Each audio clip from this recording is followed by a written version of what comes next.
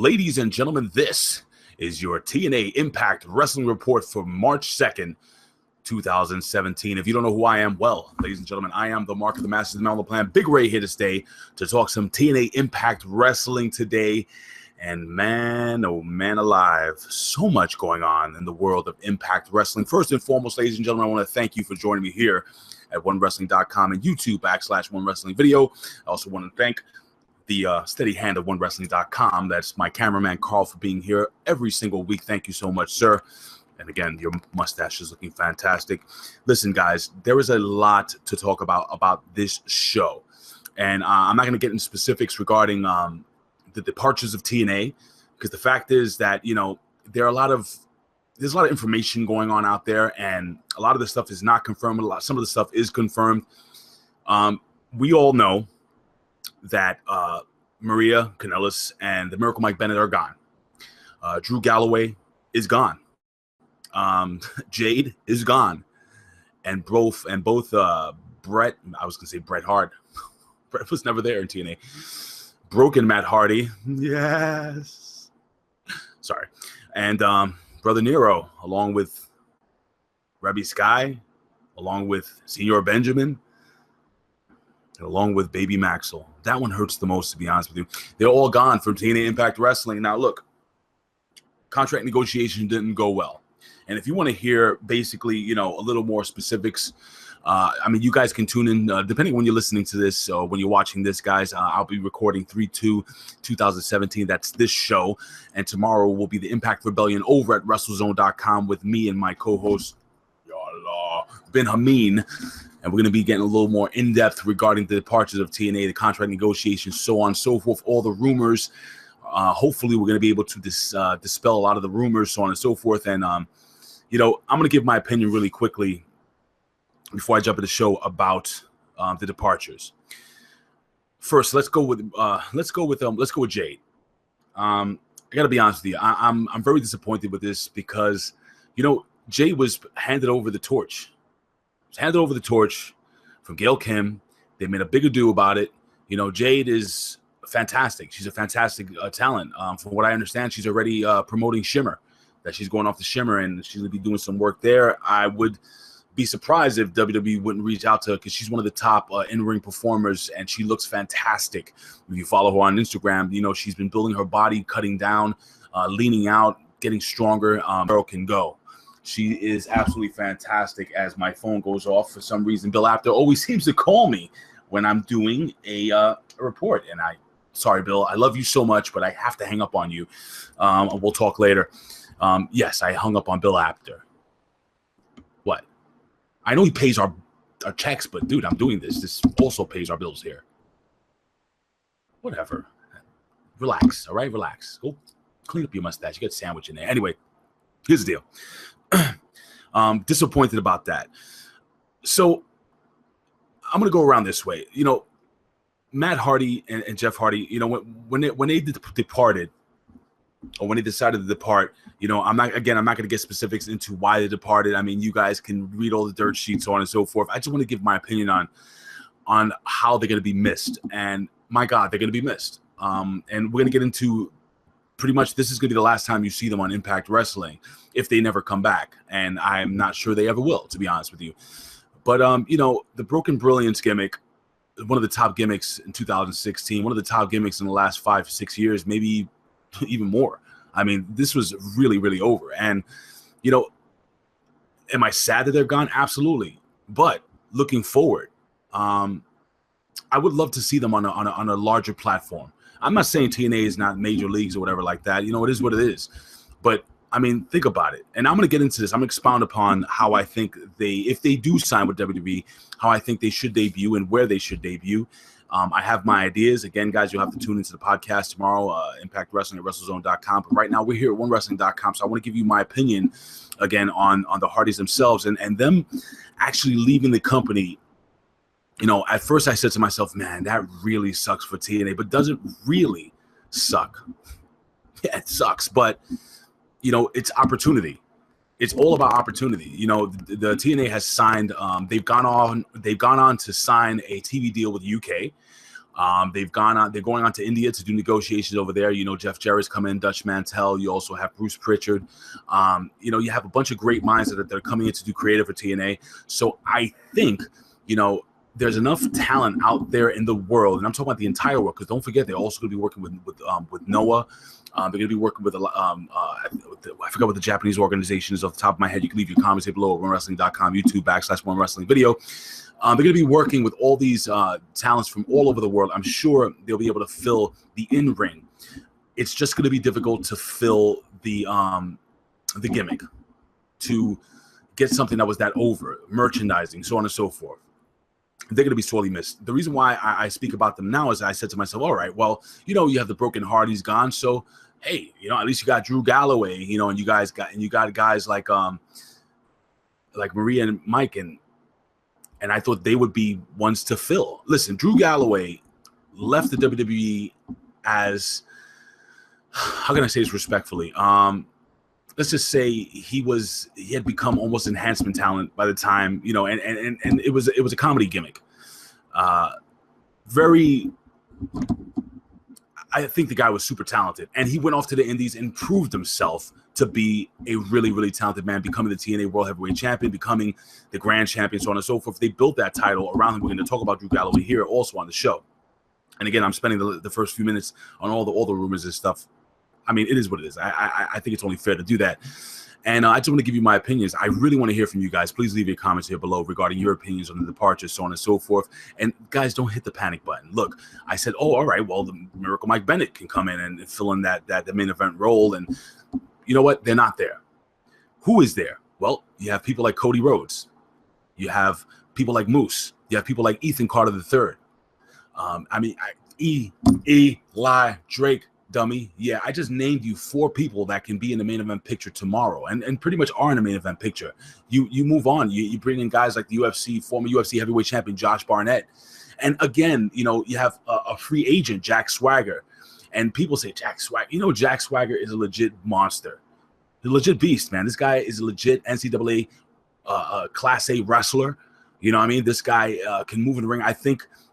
Also with Zeb Coulter, a.k.a. Dirty Dutch Mantel, being at TNA, hey, man, that might be a good working relationship. Maybe they do the whole gimmick over there at TNA. I don't want them to revisit the same we the people gimmick over at the WWE, but, you know, this guy he's a real deal, and I think I would put him immediately in some type of program with somebody like Bobby Lashley or maybe with Ethan Carter III. I think that would be amazing if we move forward.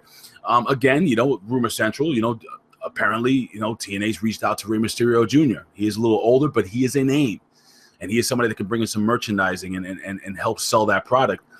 Listen, guys, TNA has been quote unquote dying for the last 10 years. And yes, I mean, it's TNA has had some bit of a renaissance or a bit of a renaissance over the last year and a half, I guess over the last year, because, and I would say a large part is because of the Broken Hearty gimmick that they were pulling off. But the fact of the matter is that, you know, when it's a team, it's not just one player. And this is the way I'm looking at it, you know, hey, listen, look at it this way. And I'm not saying that TNA is the Golden State Warriors of professional wrestling. They're not. But if you take Kevin Durant, who just got hurt, off of that Golden State Warriors team, they can still win the NBA title. What I'm saying is that it's an entire team effort. You have other key players that can really step up and take the reins and actually take it to another level. I have a good feeling, and I have a lot of inside information I cannot discuss right now, guys, as the information comes in, as I'm allowed to, as the powers that be here on wrestling.com allow me to. Maybe I can divulge a little more information regarding you know, who may be coming in and how they're going to be moving forward. But next week's going to be really interesting. Why don't we jump into this week at TNA action, guys? Look, you know, we got Jade versus Rosemary in a last knockout standing match. And, you know, I said to myself, man, I hope they don't put the title on Jade, because it's going to be really awkward if Jade walks away with the TNA Knockouts title, but she doesn't. Let me tell you what happened. The match pretty much starts off a brawl on the ramp. It was really, really good stuff. You know, in the ring, we have a big suplex. Well, actually, Rosemary is taking a suplex city, and there we go. We go on with the match. We have Rosemary using the trash can and Jade once more. She loves getting hit with a trash can for some reason. She's a tough girl. And Rosemary hitting the coast to coast, made famous by Rob Van Dam. Anyway, Jade attempts. Hey, Jade goes to the top rope at one point of this match. She goes to the top rope. She tries to do a diving attack, and she is hit in the face with mist. The fight goes onto the floor. Jade hits another red wedding. She had hit a red wedding in the ring. Jade got up at 9, that being Rosemary, and she hit a second one on the floor outside. They take it out to the floor. They go up to the ramp. They're going back and forth. I mean, this is a really hard-hitting, solid knockouts match, guys. Just a match. Forget about knockouts. This is a solid wrestling match between the two. And then Rosemary is put up in a powerbomb on the ramp. She's about to go down when she missed Jade again. Jade gets the miss to the face and another red wedding from that Rosemary. And guess what, guys? Rosemary and Jade both on the ground up to the count of 9. And the TNA Knockouts champion, Rosemary, stands alone, stands up, and she retains the TNA Knockouts title in a solid, solid match. So, goodbye and good luck to Jade. Just one of the top performers in TNA over the last. I understand where Gail Kim, and listen, guys, maybe Gail Kim will have to come back. She has a lot of loyalty towards this company, man. You never know. All right, guys. So we're gonna move forward. We have Moose in a promo that leads to the Hardys compound. Man, I'm sorry. I talk about the Hardys. I get a little sad because I don't know where they're gonna go. Maybe the ring of what is it? The Honor of the Ring, or the ROH, or the Meek Mahan show, which I think they're going to. I'm not gonna tell you too much, but I think they're really gonna be there soon. Anyway, the whole family's at the Hardy Zoo on the Hardy compound, and that sends Brother Nero to seek the spirit of Vincent Van Gogh that is in an obsolete mule. Cool, interesting. You have Moose in the ring, and Moose calls out Cody. Calls him an ugly bitch. He did. He was there. You got to go back and watch it. It was bad stuff. He was really pissed off, man. Basically, last week, Cody Rhodes super jealous, man, over this whole gimmick between, Moose and Brandy, and apparently he thinks that, Moose is, giving the old Moose knuckle, so on and so forth. Listen, man, I love where this is going. I love the fact that Cody is playing this psychopath, crazy, obsessive husband, a.k.a. Macho Man Randy Savage, locking Elizabeth in the closet, allegedly. But, man, these guys, Moose, and I love Josh Matthews, and the Pope keep putting over, oh, hey, Cody's not here, Cody's not here. And I'm like, oh, man, this is going to end just, nope. It's not going to just end like that. Moose puts the Moose music plays, Moose.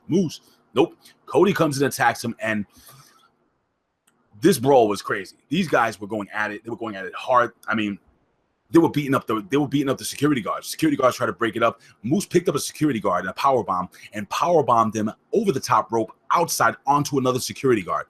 That is some hardcore stuff, bro. I mean, seriously, really, really, really good stuff. I mean, they were going back and forth.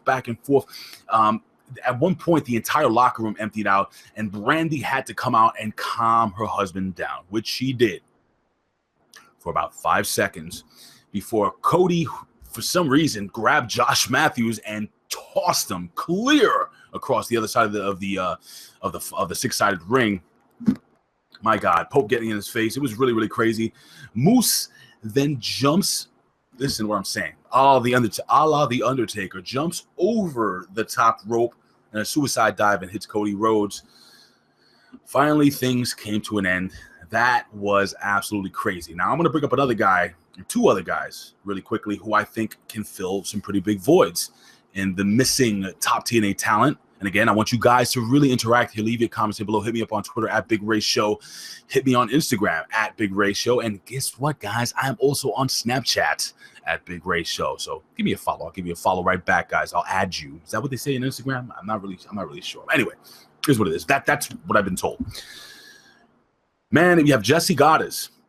This guy has a John Cena body. The John Cena good look. This guy, if he's built correctly, can be the TNA version. I'm not saying he's going to be John Cena.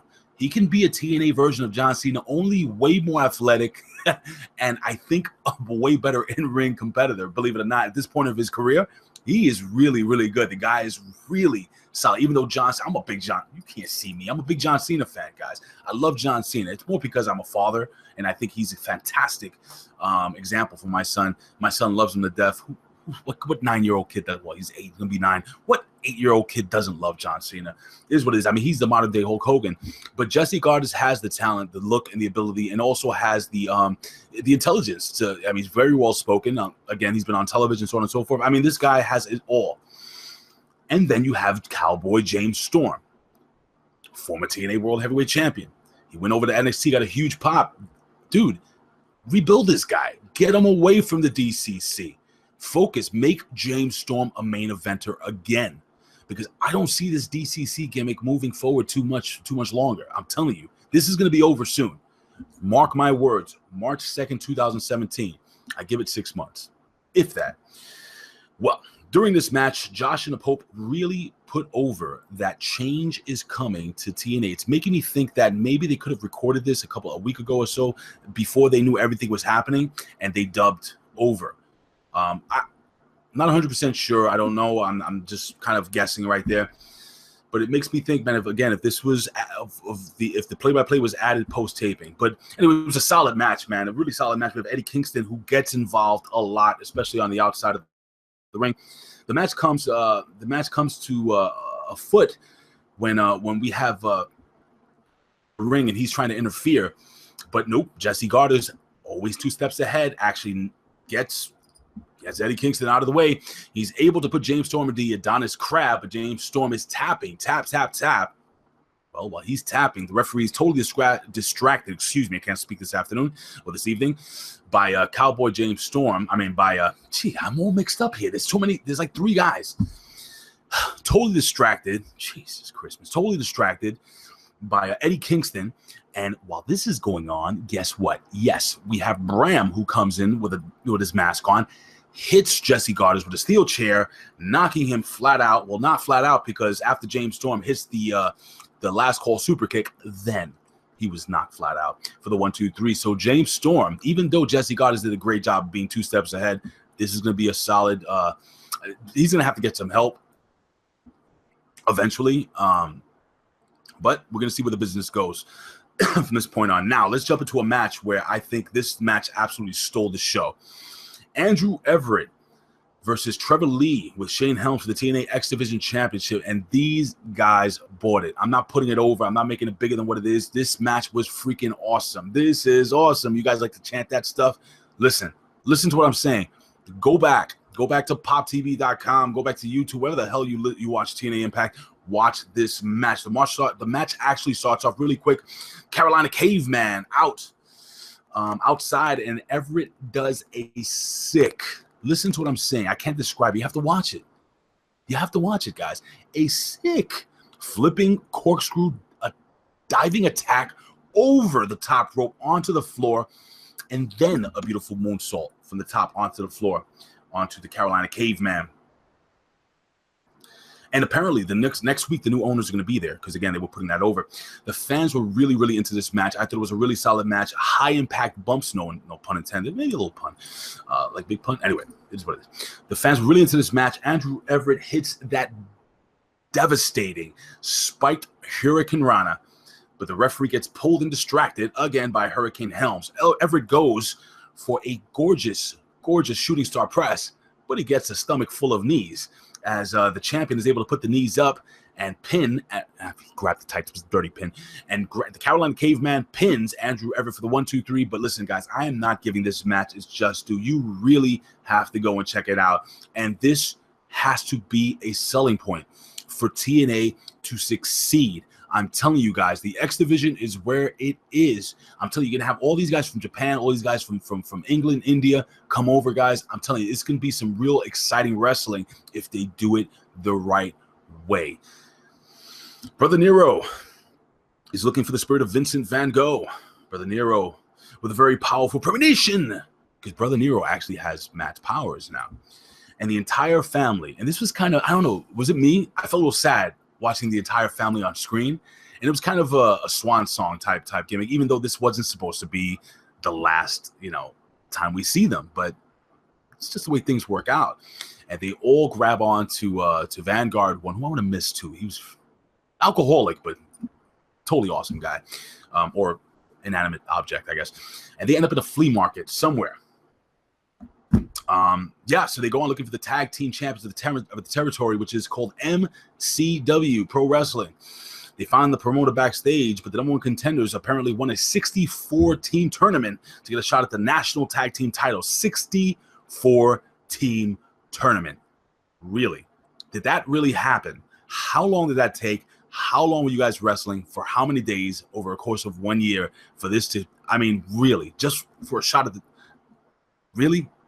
64 teams. Did I hear it wrong? I don't know. Maybe it said 4 teams.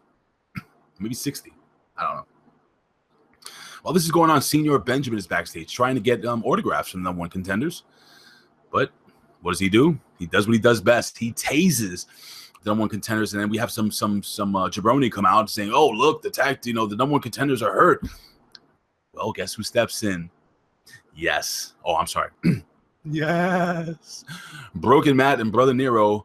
And listen, the promoter said, "Look, guys, I don't have enough money to pay you guys. I can't pay you guys." Nero leans in and says, "Money is for marks." Tell that to Meek Mahan when you see him. Anyway,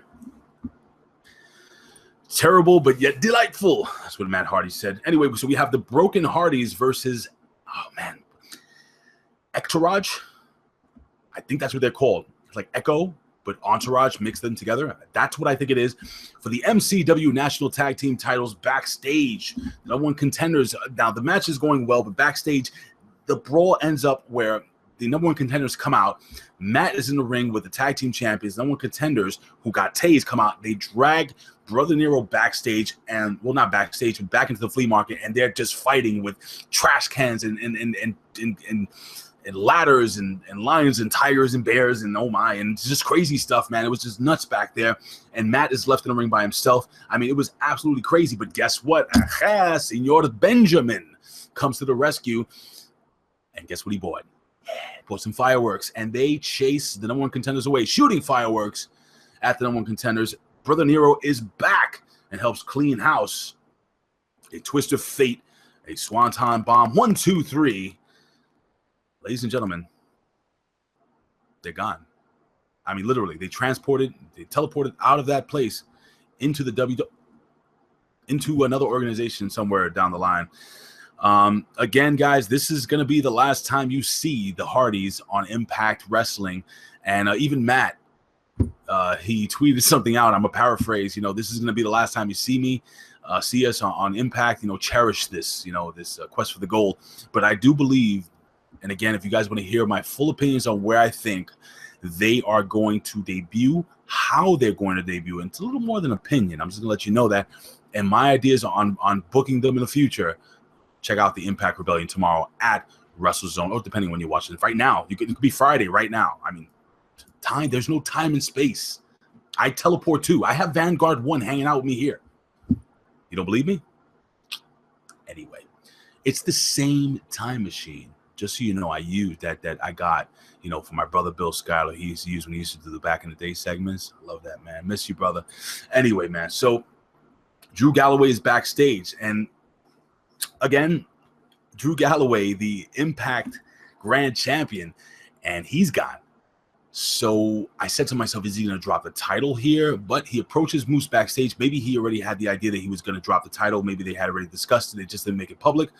But anyway, Laurel Van Ness, I'm sorry, I'm skipping a whole thing. Yeah, he goes backstage and he tells Moose, look, you want a shot at the title? Come back. I'll give you a shot at the title. I'll be in the ring. Not right now. I'll give you 5 minutes.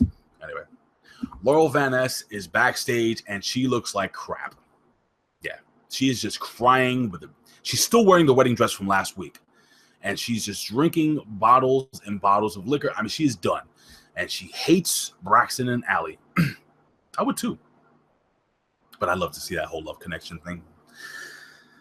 It is Moose and Drew Galloway, for the TNA Impact Wrestling Grand Champ. Well, just the Impact Grand Champ. So, by the way, I have to change. See this whole scenery stuff?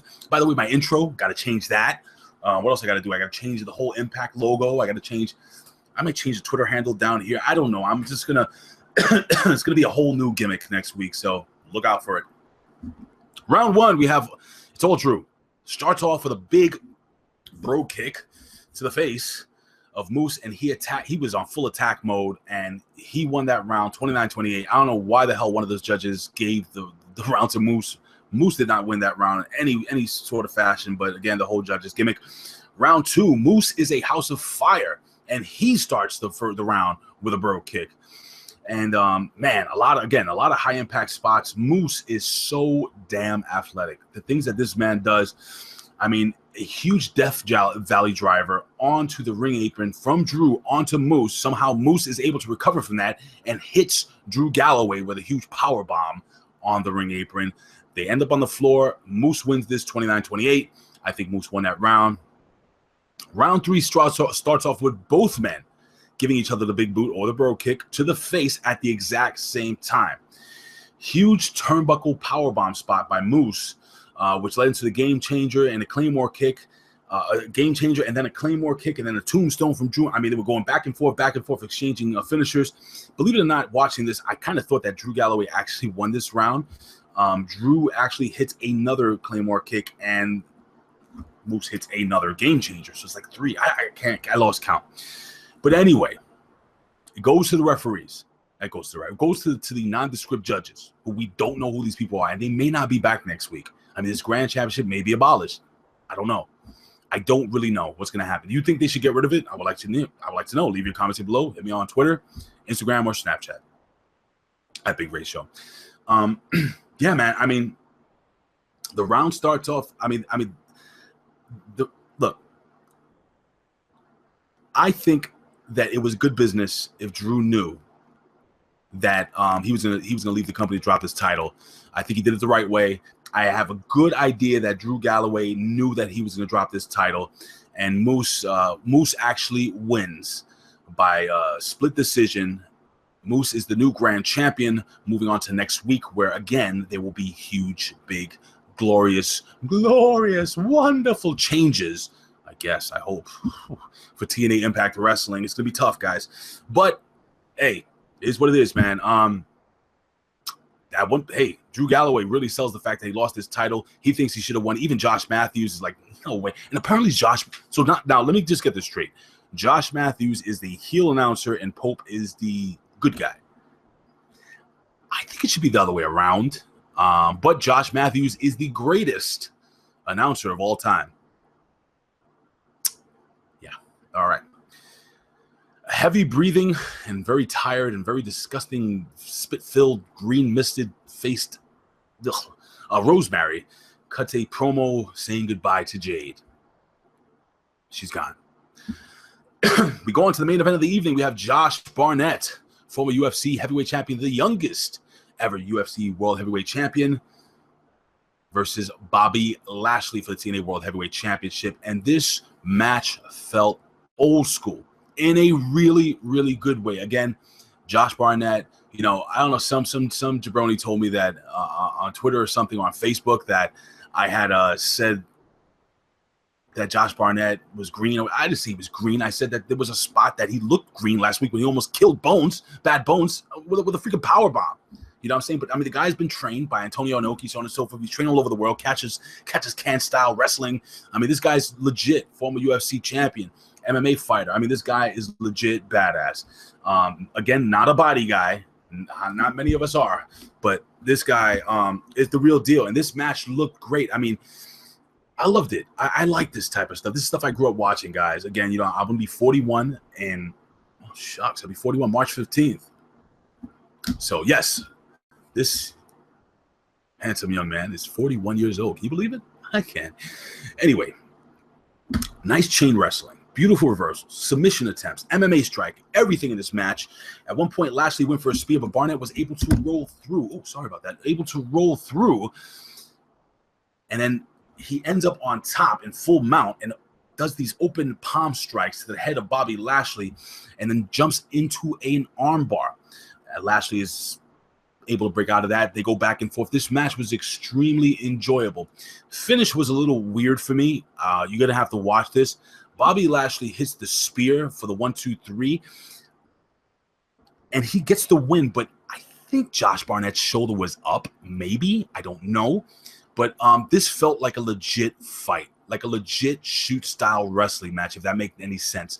The pace of the match, the two guys in the match, I think they both sold very well. Josh Barnett, give you all the credit in the world. You're doing a great job in the ring. Again, Bobby Lashley, Class A, top-notch world heavyweight champion. Again, guys, go back. If you haven't watched this show, go watch it. I've given you some of my opinions on the departures, guys. I'm going to give you some more information, like I said, tomorrow at WrestleZone.com. So check me out there with Ben Hameen and Connor OKayFabe as he does the Breaking Kayfabe report. And that's going to be like a half an hour long, I think. But anyway, guys, look. This has been your TNA Impact Wrestling Report for March 2nd, 2017. And next week, guys, well, next week, the owners of the new Impact Wrestling are coming. And apparently the Owl has gone. Owl's gone too. Owl left. The Owl is gone. He's gone from the logo. I don't know if he's gone from the company, but sure as hell's gone from the logo. There's going to be a new logo. I'll be debuting that next week. New scenery and everything. Got to get to work. So listen, ladies and gentlemen, it has been a pleasure. Listen, I always say this. I would do this for a living, but if I couldn't, I would do it anyway. Why? Well, because I love talking wrestling. I love to talk to you here every single week at OneWrestling.com, YouTube /OneWrestling video. Guys, look out for our Fastlane review or preview show and review show. Hopefully, we get all that done this week. WWE Fastlane. There's a whole bunch of stuff going on, guys, and I can't think of it off the top of my head. Oh, I want to give a big shout out to Billy Ray Valentine, the Infinite Fringe. Guys, if you're into conspiracy theories, check it out, guys. Download the podcast on Podbean or wherever you find podcasts. He also has a YouTube channel. Look up The Infinite Fringe. It's all the stuff me and Ben Hameen talk about to another level. I'm talking about the conspiracy theories, UFOs. I mean, really good stuff, guys. This Billy Ray Valentine, you know, he's one of our senior reporters here at OneWrestling.com. He has a great show, so check that out, guys. And I want to give another shout out to my boy Carlos Astorga, aka Ghetto 187, for redoing the intro for the Impact Rebellion over WrestleZone. Thank you so much. I got to do my intro here. Listen, guys, I got to go, but it has been a pleasure, guys. I'm looking forward to seeing where this product goes next week. It's going to be interesting. Watch, because there's going to be a lot of big changes. A lot of things I know about. Can't talk about them right now. Maybe a little bit tomorrow. Tune in to the Impact Rebellion. Guys, follow me at Big Ray Show on Twitter, Instagram, and Snapchat. Follow the legendary Bill Apter at After One Wrestling, us here at One Wrestling, and as a family at Big Slam Nation, all on Twitter, guys. And, of course, the rest of the Twitter family, the rest of the OneWrestling.com family, guys, every single one of us, we love doing this for you. And in the words of my brother, Bill Schuyler, who I wish still had his time machine, we'll see you down the road. And in the words of Bill Apter, we'll see you at the matches. Peace out, guys. See you next week.